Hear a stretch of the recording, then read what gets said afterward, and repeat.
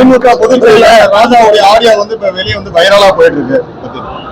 அது எப்ப அவங்க பேசுனாங்க, எதுக்கு பேசுனாங்க எனக்கு தெரியாதுங்க. எனக்கு தெரியாத ஒரு விஷயத்த நான் பேசக்கூடாது. அது நீங்க ராஜா கிட்ட தான் அதை பத்தி கேட்கணும்.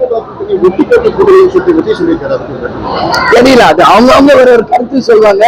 அந்த கருத்துக்கெல்லாம் நான் பதில் சொல்ல முடியாது. விஜய் வரும்போது விஜய் கிட்ட இந்த கேள்வியை நீங்க கேட்கணும்னு சொல்லி நான் கேட்டுக்கிறேன்.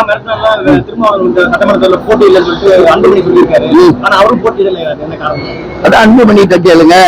இல்ல அன்புமணிட்ட தான் கேட்கணும். அண்ணன் திருமாவளவன் போட்டியிடுறாரு, இப்ப அவங்க கட்சிக்கு கொடுத்திருக்காரு. அது ஏன்றத நான் எப்படி பதில் சொல்ல முடியும்? அண்ணன் திருமாவளவன்கிட்டயும் இதை விமர்சித்த அன்புமணி கிட்ட தான் இதை நீங்க கேட்கணும். இன்னைக்கு விருதாச்சலம், போலூர், அதே மாதிரி சேலம், தருமபுரி எல்லாம் எங்களுக்கும் பாமகக்கும் தான் போட்டி. அன்புமணி அவர்களும் ரொம்ப தப்பாக பிரச்சாரம் பண்ணுவதாக நான் கேள்விப்பட்டேன். இந்த கோயில்ல இருந்து அவருக்கும் நான் சொல்றேன், அந்த கண்ணியத்தோட நீங்க பேசணும். ஜாதியை இழுக்கிறதோ குடும்பத்தை இழுக்கிறதோ தவறாக பேசுவதை இதோட அன்புமணியும் அண்ணன் எடப்பாடியாரும் இதோட நிறுத்திக்கணும்.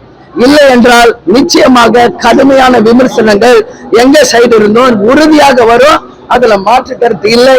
தேர்தல் நேரம் நீங்க வந்தா மக்களுக்கு என்ன செய்வீங்கன்னு சொல்லுங்க. உங்க தொகுதிகளுக்கு அந்த தொகுதிக்கு என்ன நல்லது நடக்கும் என்பதை சொல்லுங்க.